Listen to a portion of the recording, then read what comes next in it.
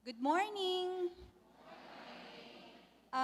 Gusto ko lang i-acknowledge si Keith Fabro. Tayo ka nga, Keith. Because you might be thinking that Move and Rappler ay dumadalaw lang sa Palawan, but actually we have a person here in Palawan. Keith, ayun, pakikaway po si Keith Fabro. He's our correspondent based in Palawan. Akala ko nagbibihis ka pa ng Rappler t-shirt mo eh. So, anyway, good morning. Nakikita ba? Madilim. Anong gagawin ko dito? Okay.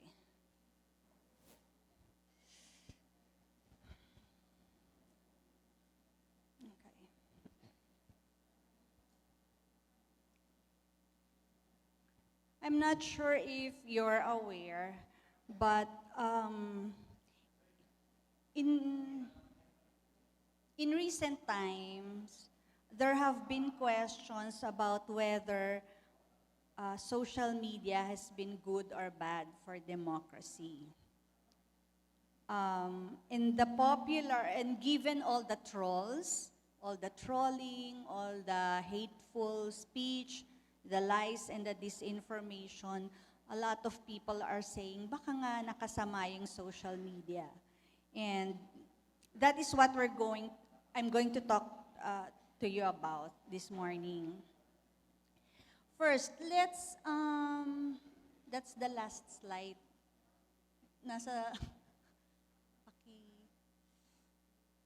Okay. I'd like to ask you about how long you've been on social media. Sino kaya yung pinakamaagang nag-social media dito? I have to admit, hindi ako nag-Friendster. Meron pa ba ditong nag-Friendster or you're too young to even know what Friendster is? Ay, si Celeste. Okay. Woke pala siya. Okay. Facebook. Who's been on Facebook for many years already? Like, how early? 20 when? May 2007? May nag-2007 Facebook? Okay. I need volunteers. Yung mga earliest nag-sign up for Facebook or Twitter, what were your reasons for creating accounts on those platforms? Nung una.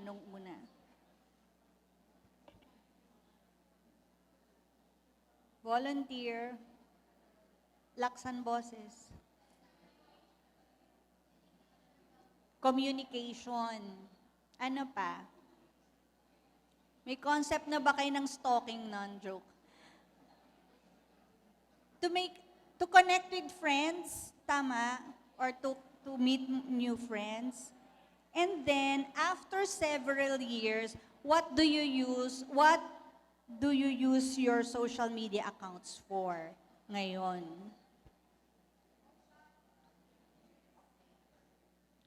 Magtatawag ako, magre-recitation tayo, walang nag-volunteer.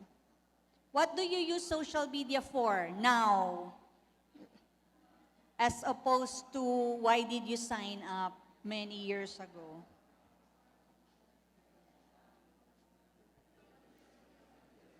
Meron?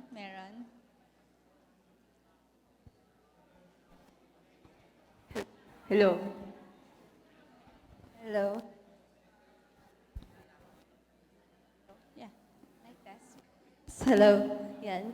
So, ginagamit ko na po ngayon yung social media para sa pag-store ng memories or mga pictures namin since maghiwalay-walay kami later on. Yan lang po. Okay. What other reasons?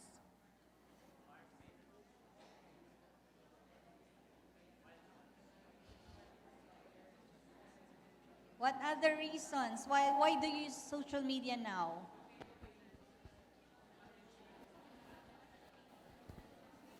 Ako po, ginagamit ko yung social media to be updated kung ano nangyayari sa lugar ko and also to be entertained sa mga video. Okay. yung ibang school, any representative, what do you use social media for? Ay, ang shy naman. Are you campus communicators? Bakit walang bibo? Okay.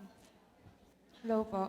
Ginagamit ko po yung social media usually nowadays sa ano na po, posting mga thoughts, especially yung Lolo. Yun po. Kapag may mga recent issues po, so yun nga, nag-share po ako ng thoughts ko, halimbawa sa mga SONA or what, ganun. Tapos minsan po, ginagamit ko rin yun para makakalap ng mga news kasi hindi rin po, kumbaga sa boarding house namin, kasi ngayon po nagbo-board lang ako, malayo ako sa bahay, tapos wala ring TV doon, wala ring radyo.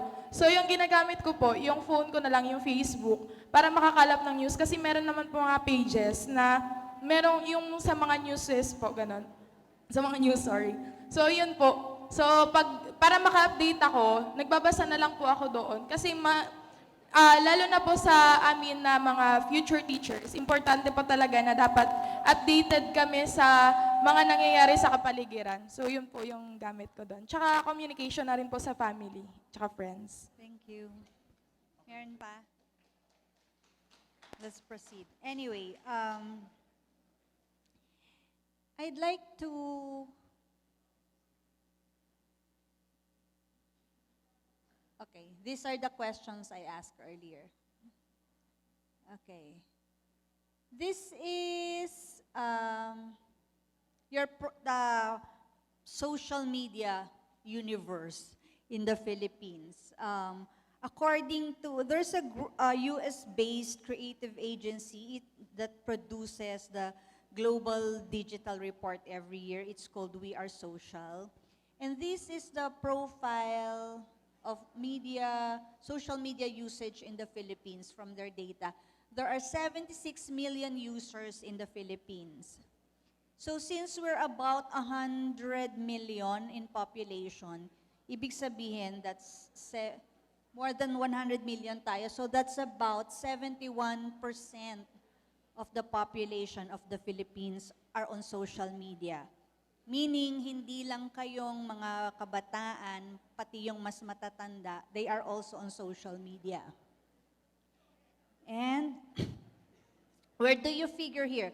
Saang social media platforms nandun ang mga Pilipino? You have Facebook, you have YouTube, sorry for the typo, and then Messenger. It's even classified separately from its mother platform, which is Facebook, and then Instagram and Twitter. And then, these are the reasons why Filipinos are on social media. You chat. So tama kanina you said you signed up because you wanted to communicate. Yan, you watch videos. Somebody said kanina to be entertained with videos. And then you shop. Hindi ko to ginagawa. May nagsha-shopping ba sa inyo online? Ay, okay, sorry. And then, last, to get news. So, covered natin kanina lahat, ano? In fact, ang sabi ng We Are Social, lahat ng nasa social media sa Pilipinas, ginagamit yung social media accounts for chatting. 100% yan. And then, 30% of them use social media for work. Okay.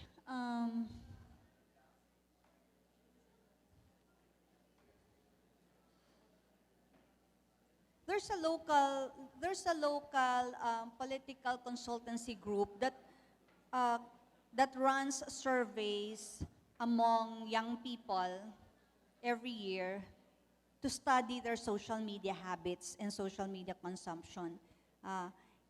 Publicus Asia. In November 2017, they learned that in all kinds of issues about specific sectors, social media has always been the bigger source of information and news, more than traditional media. And we're not even classifying online news websites as social media. Ang ibig sabihin ng results ng survey nila is that social media platforms being the source of news. It's not even, do you go to Rappler website, do you go to Inquirer website? No, it's social media as the platform where you actually receive your news. And then, lagi, whatever issues there were, it's always social media is the biggest source of news, not traditional media. And then, that was as of November 2017. In March 2019,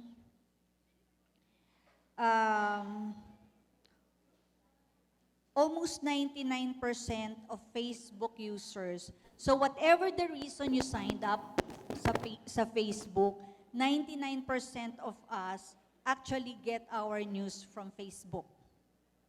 And then among those who signed up with Twitter, 67% of us get our news from Twitter.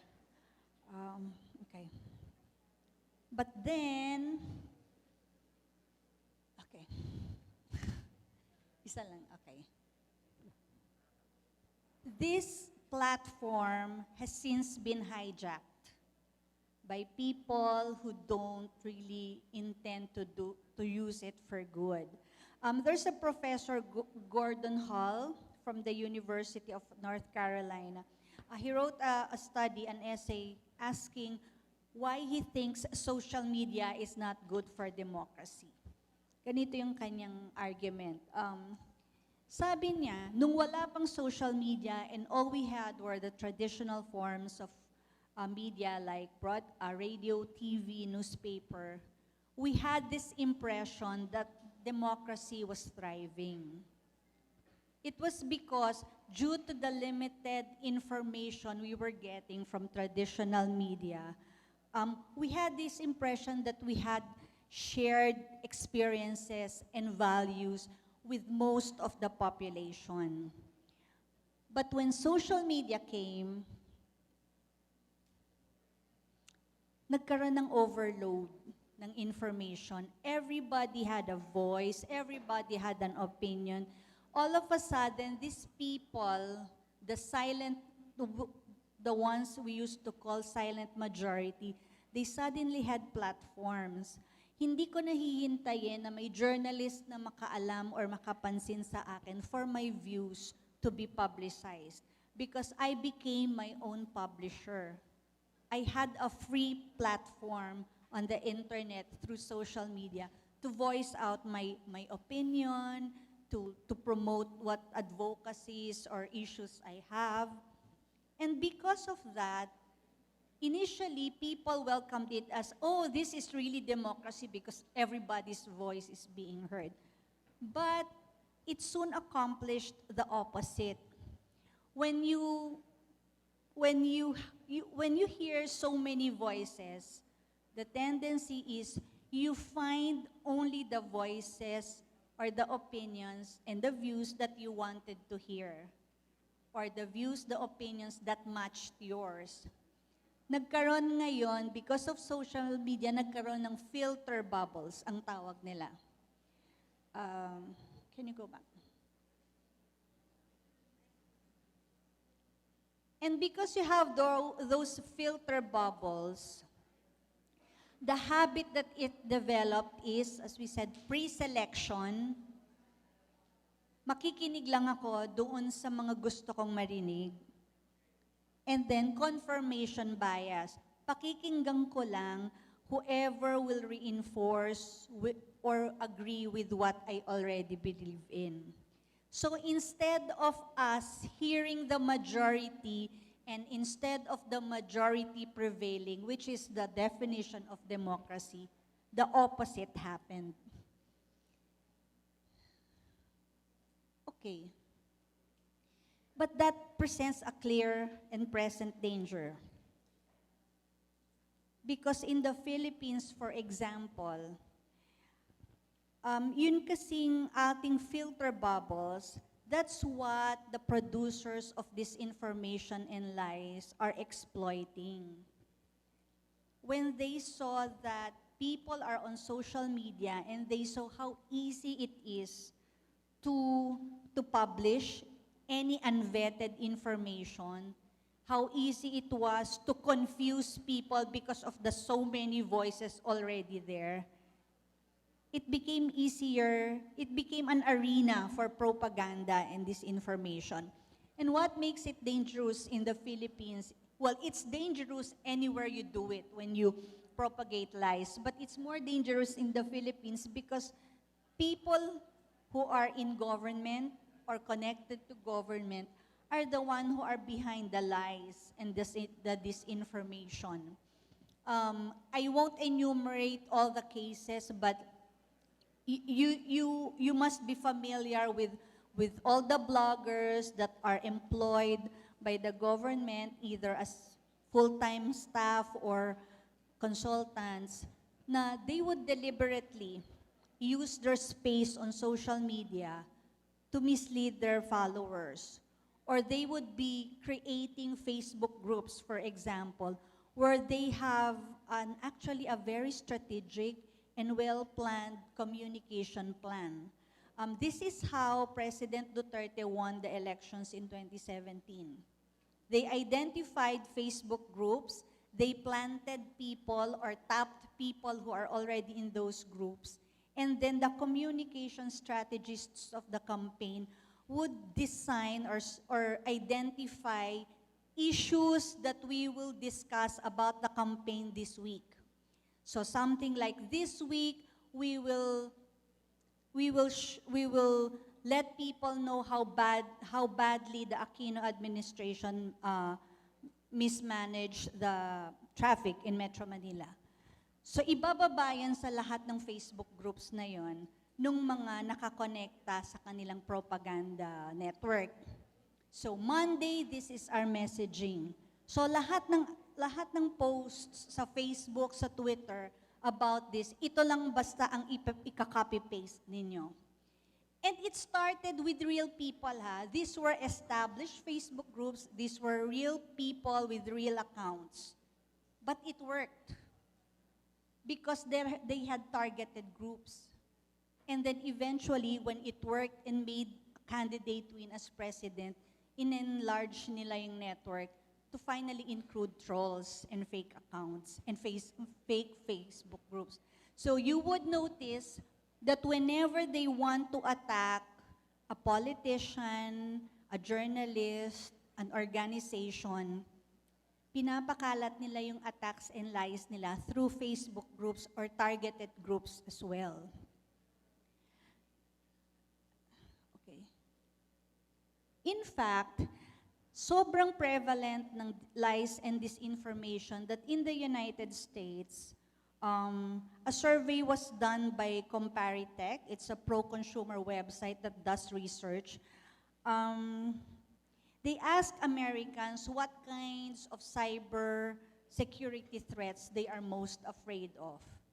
And would you believe, mas natatakot sila sa pagkalat ng lies and disinformation sa social media kaysa sa ma-hack ang accounts nila or magkaroon ng data breach. That's how dangerous people in America think lies on social media is. So, given that the problem is this big, how do we fight disinformation online? One is we have to be responsible consumers and distributors of news. You don't have to be a journalist, you don't have to be a campus journalist, you don't have to be a professional to be a distributor of news. You have to remember that. When you are on social media, you are communicators because you are using a communication tool. When you use a platform that is very much public, you actually fall under the definition of a publisher. Diba? Publication means more than two people know about the information that you have. So maging 3 tao lang kayo na nakakaalam, that's publication. So when you are on social media, even if you say, hindi naman nakapublic yung posts ko sa Facebook, it's just for friends. Well, as long as the friends is more than 2 of you, you're a publisher. That's publication. You have to be a responsible consumer of news. Nakakalungkot because in the survey of millennials and their social media habits locally done in the Philippines, it turned out that among millennials, 35% still browse fake news, even if they know that it's fake news. And then, 22% of them still share without verifying the content. I hope we're not one of them. And then, 6% share fake news in visual form, meaning pictures, doctored pictures, or spliced up videos. So nakakatakot. We have to be responsible consumers because the danger with, hindi, i-check ko lang, the danger with that is the more you expose yourself to content that you know is already fake or misleading, nade-desensitize ka eh. Baka pumurol yung radar mo. Or baka, sadly, baka biglang makumbinsi ka na dun sa lies at sa disinformation. I mean, why expose yourself to temptation to begin with? Parang it's like, alam mo nang maputik yung daanan, ginanon mo pa, tapos tiningnan mo kung madudumihan yung sapatos mo. Siyempre, iiwasan mo na, di ba? And then be responsible distributors of news. You don't have to be a journalist, you don't have to be some professional communicator to say that you are an influencer. Because when you have circle of friends, kahit 200 lang yung friends mo sa social media or kahit 2,000 siya, that is your sphere of influence. The fact that they are friends with you, aside from the fact that they might be stalking you, joke. The fact that they are friends with you is because whatever you say, whatever you do, somehow matters to these people. In that way, you influence them. So kung ano yung sinishare mo na content, nakaka-influence sa kanila. Nakaka-influence sa kanila na paniwalaan ka or nakaka-influence sa kanila na isipin na basura ka, iiwanan ka na lang nila. Because, kaya hindi ka dapat naglalagay ng fake news sa iyong account. Another thing you can do is, be a source of news yourself. We're using news broadly in this context. When you are on social media, everything you post is news. It's news about you, it's news about your family, it's news about your circle and your community, and it's news about your country. Yung news as in the literal news that you get from the mass media.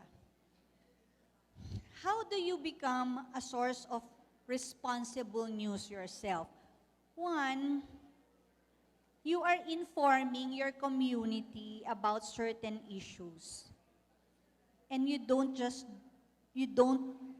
content yourself with being activists online. Hindi yung, ay kasi nagte-trending yung ibagsak ito. Nagte-trending yung support for this. Nagte-trending yung pray for ganito. No, may responsibility ka that when you push or campaign for a hashtag like that, naiintindihan mo why are you using that hashtag. And it is your responsibility to people within your circle on your social media account to explain to them. And I mean not explaining as if you are lecturing them or you're summarizing a thesis or an academic paper. I mean, make them understand how it affects you, how it affects them, and how it affects the community. You have to remember that people go to social media for news because they want to be updated. And then after knowing what is the latest about their friends, about their communities, about their countries, they want to connect. Connect meaning connect with communities that also care about these issues. And then after they connect, the logical next step is because they want to get involved if any action has to be taken about this issue. That's the reason you are on social media. Actually, that should be the reason you are on social media. Kanina, I was asking you, what was the original reason you are on social media? Oh, yeah, of course, to connect, to be updated.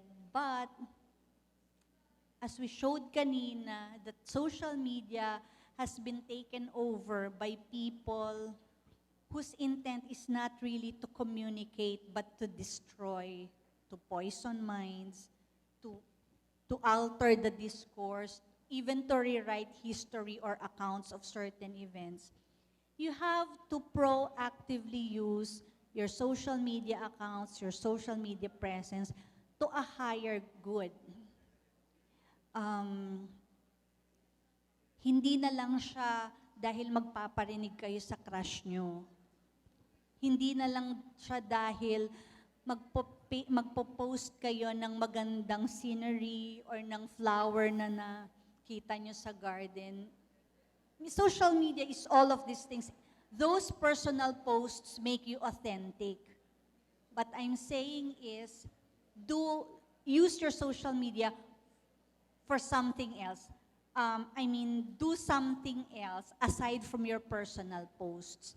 Kasi you know what your advantage is? Credibility. Why? Because you are a real person. We are real persons. Ang kalaban kasi natin ngayon sa social media are all the accounts that are fake. All the accounts that are being run and populated by robots and computers, by trolls. So when people know that there is a real person behind your profile picture and there's a real person behind the name on your social media accounts, you instantly have an edge over the trolls and the fake accounts. May kredibilidad ka na. So anything you post, tunay na siya. And we will explain later why that credibility is important. Okay. So being responsible social media users and producers of information, this is how we meet people's needs online. Again, they go to social media for updates, so you can share news and information that you know are true. And then they go to social media for connection.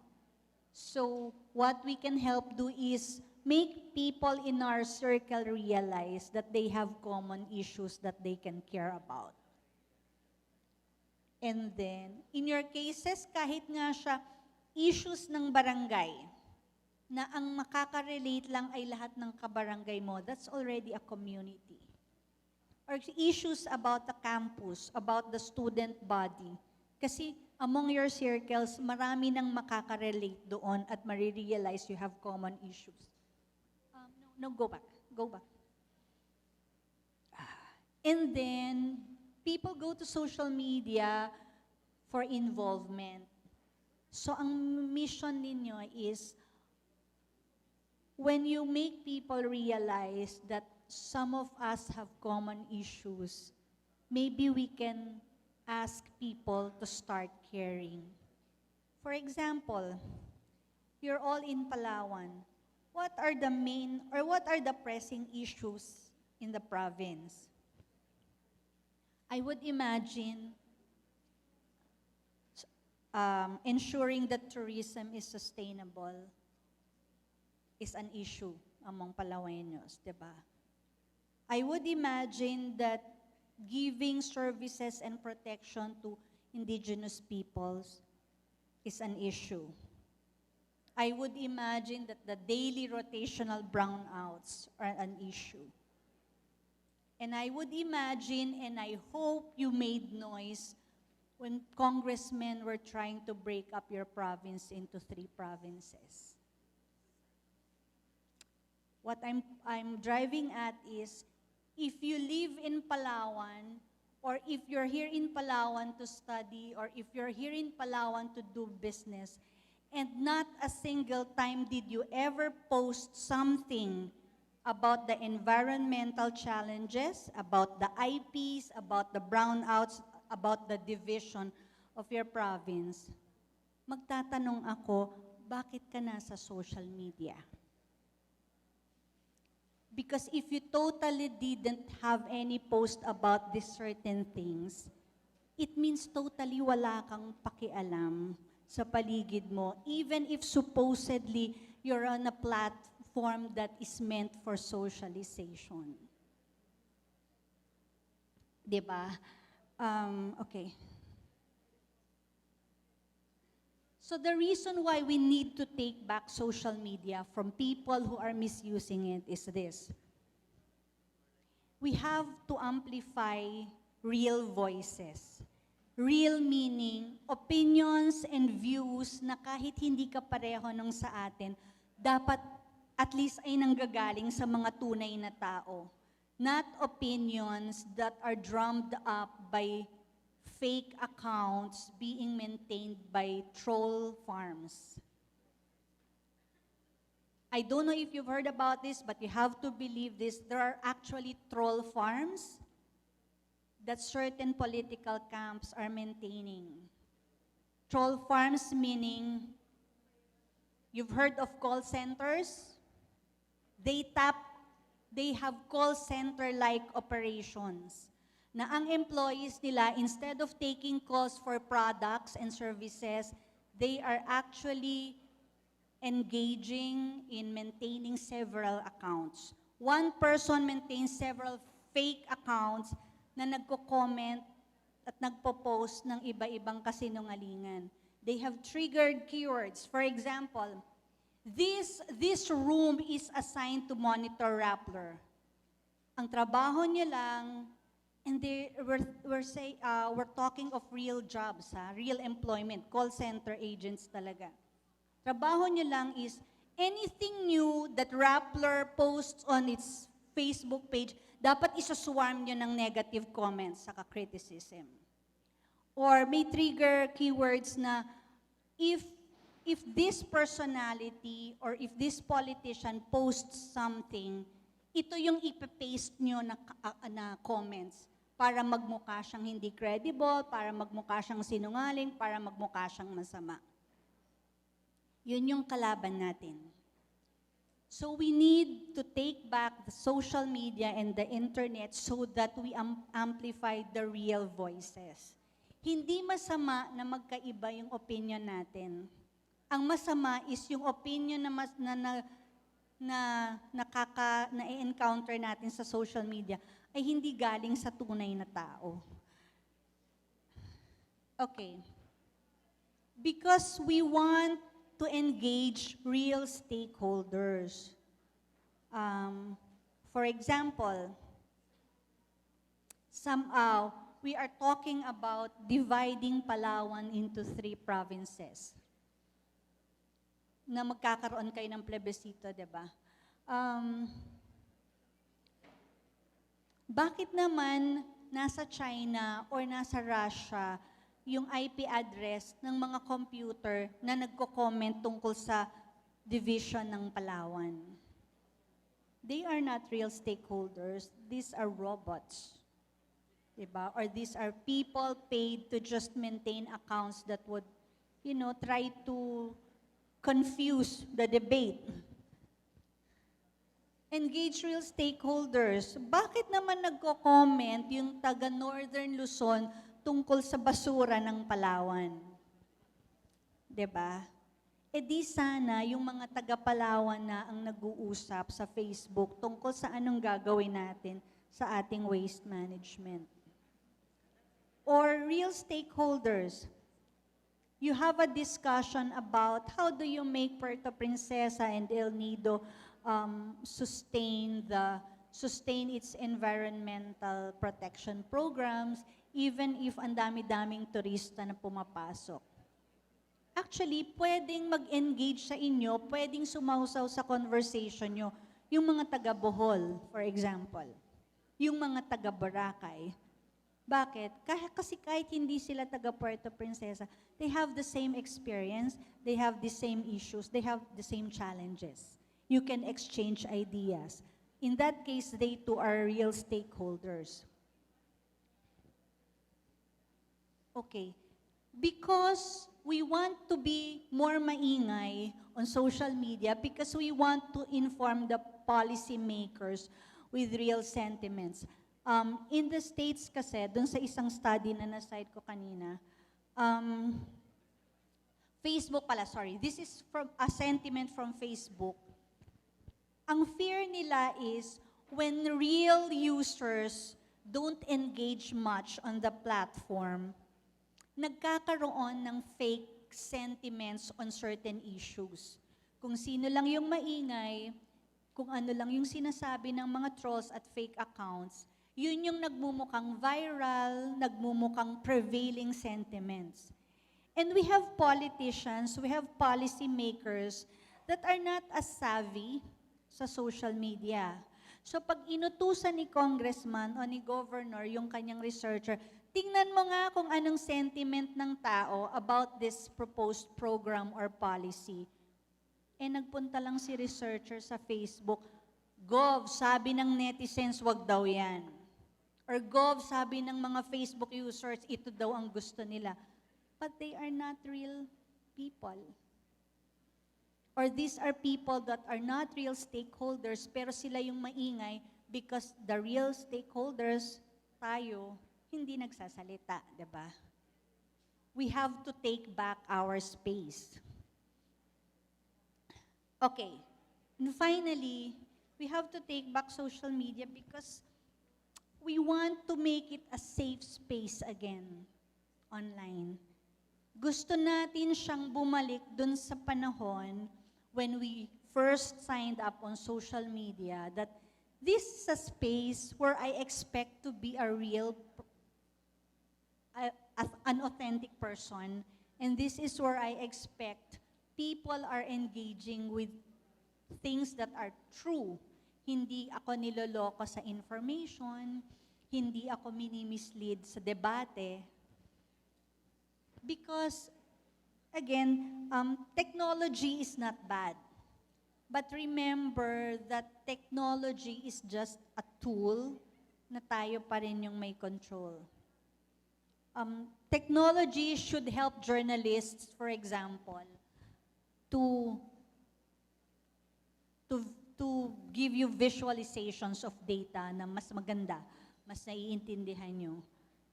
Social media is there para mas mabilis dumadating sa inyo yung information. Pero hindi siya dapat nagagamit sa pag-distort ng information. And I hope that you will realize that lies and disinformation on social media is not the problem of just journalists na hindi ito trabaho lang ng journalist na because journalists are truth tellers, dapat sila lang yung kalaban ng mga sinungaling sa social media. Or because, at hindi din ito problema lang ng mga public figures kasi sasabihin nyo, sila lang naman yung sinisiraan, problema nila yan. No. Your attitude always has to be, if this is happening, if this is a problem with the media, if this is happening to a public figure, at madali nangyayari, even given their stature and their influence, mangyayari din sa private citizens like you. It's the same with the fight for press freedom. Kasi kung hindi ka journalist, kung hindi ka campus communicator, I would imagine ang hirap makarelate sa ano yung press freedom, ano yung hold the line. Parang, why would I care kung tinithreaten ang Rappler? It's because once the media is taken down, once the media ay wala ng laban, it would be easier for people who want to abuse power to go after quote-unquote smaller communities, less influential people, and private citizens like you. Wag natin hintayin na pag kayo yung siniraan, kapag kayo you were watching the video kanina, Pia Ranada, our reporter, getting rape threats every morning, or Ed Linggao, getting messages na buti nga namatay yung anak mo. Ed is a friend and this is painful for all of us. Makakakuha siya ng ganun. Next time, baka kayo na yon. So kung hindi nyo ibaback up yung journalists, kung hindi nyo ibaback up yung matitinong politician when they are being attacked that way, kayo yung susunod. Baka pag kayo na yung tinithreaten ng sana ma-rape ka, sana mapatay ka ng adik. Wala nang magtatanggol sa inyo. 'Di ba? So yun lang. You are in a very special position because young people like you, you're more savvy online. Mas mabilis talaga kayong matuto sa technology, mas madali yung mag-gets lahat ng nagte-trend. It's not bad to use social media for personal use because that's the original intent anyway. But I'm just saying, idagdag nyo sa inyong online activities, sa inyong social media habits, yung being sharers of truth and being guardians of truth. You really have to take this back. Otherwise, sa susunod, when the trolls take over, when the liars and the propagandists takes over, hindi nyo nakilala yung face ng social media na sinalihan nyo at hindi nyo nakilala yung community that you thought you knew. Yan lang. Hold the line.